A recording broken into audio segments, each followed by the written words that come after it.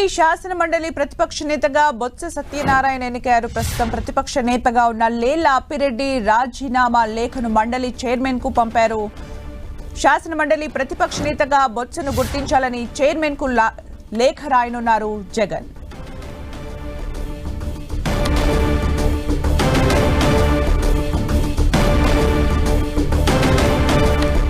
AP శాసన మండలి ప్రతిపక్ష నేతగా బొత్స సత్యనారాయణ ఎన్నికయ్యారు. ప్రస్తుతం ప్రతిపక్ష నేతగా ఉన్న లేళ్ల అప్పిరెడ్డి రాజీనామా లేఖను మండలి చైర్మన్ కు పంపారు. అప్పిరెడ్డి శాసన మండలి ప్రతిపక్ష నేతగా బొత్సను గుర్తించాలని చైర్మన్ కు లేఖ రాయనున్నారు జగన్.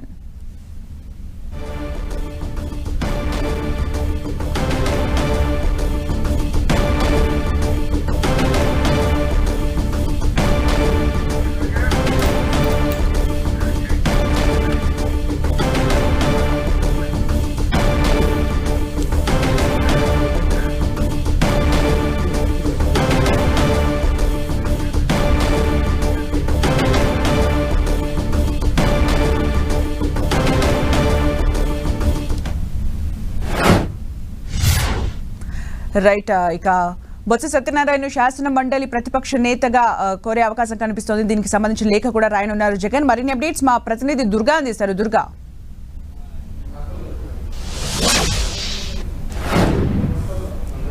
ఆంధ్రప్రదేశ్ శాసన మండలి ప్రతిపక్ష నేతగా పార్టీ సీనియర్ నేతగా ఉన్నటువంటి బొత్స సత్యనారాయణకు అవకాశం దక్కబోతుంది. కొద్దిసేపటి క్రితమే ప్రస్తుతం మండలి ప్రతిపక్ష నేతగా ఉన్నటువంటి లేళ్ల అప్పిరెడ్డి రాజీనామా చేశారు. ఆయన రాజీనామా చేస్తూ రాజీనామా లేఖను కూడా మండలి చైర్మన్ మోషన్ రాజుకు కొద్దిసేపటి క్రితమే పంపించడం జరిగింది. అయితే ఖచ్చితంగా పార్టీకి అలాగే ప్రజలకి కూడా న్యాయం జరుగుతుంది కాబట్టి నేను ఈ ప్రతిపక్ష హోదా నుంచి తప్పుకుంటున్నాను, పార్టీ సీనియర్ నేతగా ఉన్నటువంటి బొత్స సత్యనారాయణకు ఈ అవకాశం ఇవ్వాలంటూ కూడా నేనే వైఎస్ జగన్ కు సిఫార్సు చేశాను. ఈ నేపథ్యంలోనే వైఎస్ జగన్ కూడా ఆలోచించుకోమని నన్ను కోరడం జరిగింది. 2 రోజులు ఆలోచించుకున్న తర్వాత ఖచ్చితంగా బొత్స సత్యనారాయణ అయితే సీనియర్ నేత కాబట్టి ప్రస్తుతం కూటమి ప్రభుత్వం కూడా ఇచ్చినటువంటి హామీలు ఎక్కడ కూడా అమలు చేయట్లేదు, ప్రజల్ని మోసం చేస్తున్నారు కాబట్టి అటు శాసన మండలితో పాటు బయట కూడా పోరాటాలు చేసినటువంటి అవసరం ఉంది. సీనియర్ నేతగా ఉంటే అటు ప్రజలతో పాటు పార్టీకి కూడా మంచి జరుగుతుంది కాబట్టి బొత్స సత్యనారాయణను ప్రతిపక్ష నేతగా తీసుకోవాలంటూ కూడా వైఎస్ జగన్ కోరానంటూ కూడా లేళ్ల అప్పిరెడ్డి కొద్దిసేపటి క్రితం ప్రకటించడంతో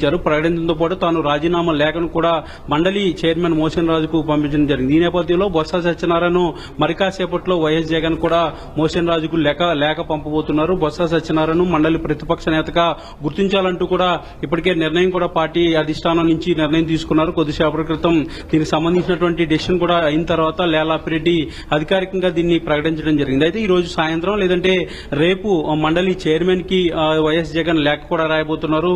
ఇప్పటివరకు ఉన్నటువంటి లేళ్ల అప్పిరెడ్డి రాజీనామా చేశారు కాబట్టి ఆ స్థానంలో వైఎస్ఆర్సీపీకే మళ్లీ ఆ స్థానం దక్కుతుంది కాబట్టి మండలిలో ఉన్నటువంటి సంఖ్యాబలం వైఎస్ఆర్సీపీకి ఎక్కువ ఉన్నటువంటి నేపథ్యంలో ప్రతిపక్ష పార్టీ హోదా కూడా వైఎస్ఆర్సీపీకి వస్తున్నటువంటి నేపథ్యంలో ఖచ్చితంగా బొత్స సత్యనారాయణను నియమించాలంటూ కూడా చైర్మన్ మోషన్ రాజుకు వైఎస్ జగన్ కాసేపట్లో లేఖ కూడా పంపించబోతున్నారు. ఈ రోజే విశాఖ ఉమ్మడి స్థానిక సంస్థల నుంచి బొత్స సత్యనారాయణ ఎన్నికైన తర్వాత ఈ రోజే ప్రమాణ స్వీకారం కూడా చేశారు. ఈ రోజు ఉదయం శాసన మండలి చైర్మన్ కార్యాలయంలో మోషన్ రాజు బొత్స సత్యనారాయణతో ప్రమాణ స్వీకారం కూడా చేయించారు. అయితే ఇక పార్టీ సీనియర్ నేతగా ఉన్నటువంటి బొత్స సత్యనారాయణ ఇకపై మండలి ప్రతిపక్ష నేతగా ఉండబోతున్నారు. ఈ రోజు కీలకమైనటువంటి కామెంట్స్ కూడా ఆయన చేయడం జరిగింది. అసెంబ్లీకి వస్తారా లేదంటే మండలికి వస్తారా, ఇక్కడ నుంచి జరిగే సమావేశాల్లో మీరు పాల్గొంటారంటూ కూడా అడిగినటువంటి ప్రశ్నలకు కూడా ఖచ్చితంగా పోరాటం చేస్తాం, ప్రజల పోరాటాలన్నీ కూడా చేస్తాం. ఎందుకంటే కూటమి ఇచ్చినటువంటి హామీలు అమలు చేయట్లేదు, 70 రోజులైంది కూడా ఇచ్చినటువంటి హామీలు ఏవి కూడా అమలు చేయట్లేదు, కేవలం పింఛన్ మాత్రం ఇస్తున్నారు. మిగిలినటువంటి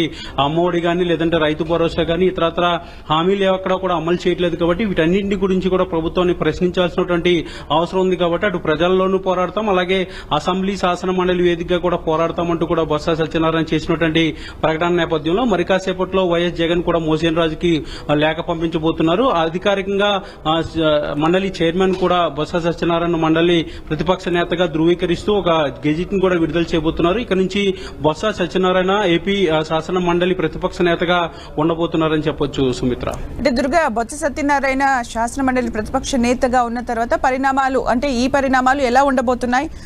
పొలిటికల్ గా కూడా మండలిలో ఎలాంటి చర్చ జరిగే అవకాశాలు కనిపిస్తున్నాయి? అంటే ఇప్పుడే అసెంబ్లీకి సంబంధించి ప్రతిపక్ష హోదా అనేది ఇప్పటికి ఇవ్వలేదు. వైఎస్ జగన్ కు ప్రతిపక్ష హోదా కావాలి, అలాగే వైఎస్ఆర్సీపీకి ప్రతిపక్ష పార్టీగా గుర్తించాలంటూ కూడా ఇప్పటికే హైకోర్టులో కూడా పిటిషన్ కూడా దాఖలు చేసినటువంటి నేపథ్యంలో అది హీరింగ్ కూడా జరుగుతుంది. ఈ నేపథ్యంలో అటు మండలిలో అయితే బలం ఉంది కాబట్టి ఖచ్చితంగా ప్రతిపక్ష హోదా వైఎస్ఆర్సీపీకి దక్కుతుంది. ఇందులో భాగంగానే అప్పిరెడ్డిని గతంలో నియమించారు. ఇప్పుడు అప్పిరెడ్డి రాజీనామా చేసి బొత్స సత్యనారాయణకి బాధ్యతలు అప్పగించాలంటూ కూడా వైఎస్ జగన్ కోరినటువంటి నేపథ్యంలో ఇప్పుడు బొత్స సత్యనారాయణను అధికారికంగా లేఖ కూడా వైఎస్ జగన్ పంపించబోతున్నారు. పంపించిన తర్వాత మోసేన్ రాజు దీన్ని ధృవీకరిస్తూ ఒక గెజిట్ ను కూడా విడుదల చేయబోతున్నారు. అయితే ఇక నుంచి మండలి ప్రతిపక్ష నేత హోదాలో బొత్స సత్యనారాయణ ఉండబోతున్నారని చెప్పొచ్చు. Sumitra, thank you Durga for the updates. Botsa Satyanarayana గారిని లీడర్ ఆఫ్ అపోజిషన్ గా ఆయన ఉంటే బాగుంటుంది. ఎందుకంటే ఆయన మంత్రిగా పనిచేశాడు, అనేక పర్యాయాలు మంత్రిగా పనిచేసినటువంటి పరిస్థితులు ఉన్నాయి. పార్టీ నిర్మాణానికి సంబంధించి కూడా అనేక సంవత్సరాలుగా ఆ రోజు కాంగ్రెస్ పార్టీలో ఉన్నా, ఆ తర్వాత వైఎస్ఆర్ కాంగ్రెస్ పార్టీలోకి వచ్చిన తర్వాత కూడా పార్టీ పరంగా కూడా ఆయన అన్ని సంస్థాగతంగా జరిగినటువంటి మార్పులకి చేర్పుల్లో కూడా ఆయన కూడా దోహదపడినటువంటి పరిస్థితులున్నాయి. ఆయన ఉంటే బాగుంటుందనే ఆలోచన అధ్యక్షుల వారు చెప్తే తప్పనిసరిగా ఆయన ఆమోదించారు.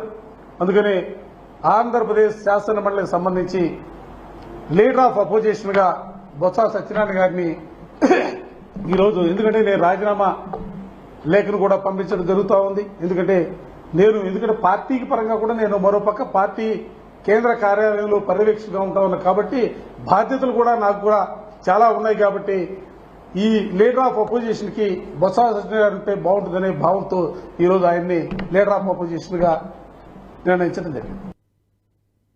బొత్స సత్యనారాయణ గారిని లీడర్ ఆఫ్ అపోజిషన్ గా ఆయన ఉంటే బాగుంటుంది. ఎందుకంటే ఆయన మంత్రిగా పనిచేశాడు, అనేక పర్యాయాలు మంత్రిగా పనిచేసినట్టు